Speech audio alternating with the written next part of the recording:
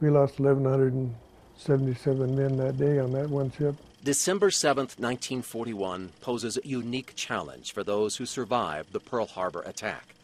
They don't want anyone to forget about what happened that day, but find it painful to talk about.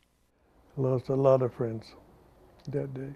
Don Stratton was just 19 years old, a seaman first class who had just finished breakfast aboard the battleship U.S.S. Arizona, when out of nowhere, Japanese planes swooped in. We could see the pilots and they waved and everything. And Don immediately tried to help direct the return fire. that's the port anti-aircraft director right there, and that's the starboard. Well, this is the port side, and right there where that man is where I was at. But docked alongside a maintenance ship, the U.S.S. Arizona was hemmed in.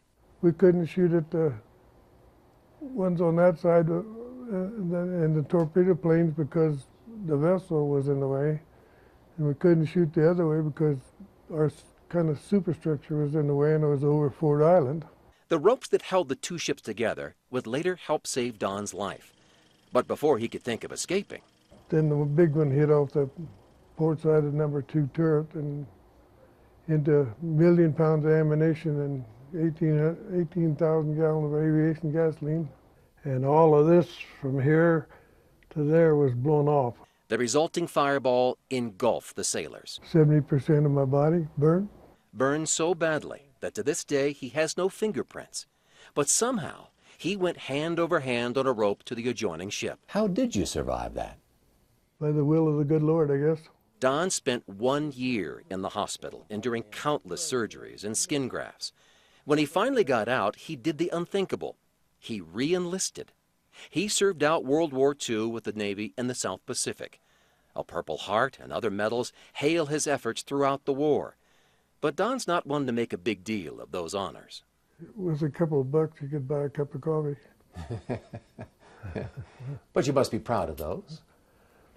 Yeah, well, I guess I earned them.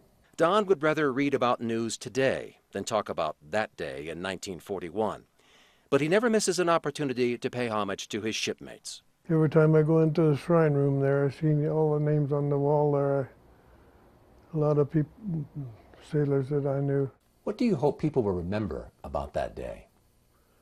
Well, remember that we weren't very vigilant.